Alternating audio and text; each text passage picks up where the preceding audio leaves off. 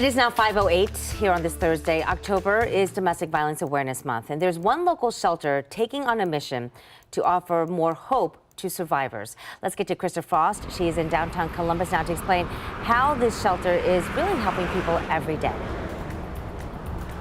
Every day is right. And here's the thing about this shelter. It's LSS CHOICES, and they're actually the only domestic violence shelter which provides more longer-term care for those domestic violence victims and survivors who come to them seeking help. So that's where they can go to find a safe place. They actually have 120 beds for anyone who needs that use of space. And I actually went there a little bit earlier on this week just to see what kind of resources, what kind of support that they have for those victims, for those survivors. And they gave me a list of different things. So let's go ahead and take a look at that. And that includes medical and dental care, access to a case manager, access to a counselor, child care services, a kennel for pets, and a variety of different programs, including educational support and recreational groups. That's among some other things even. So earlier I mentioned that they're now helping even more people than they have beds, and part of that actually has to do with the pandemic.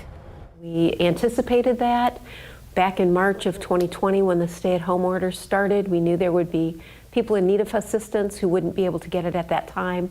So our crisis hotline has been at about 17% over the prior year's number, and our shelter capacity actually has been about, our shelter occupancy rather, has been about 34% over the prior year.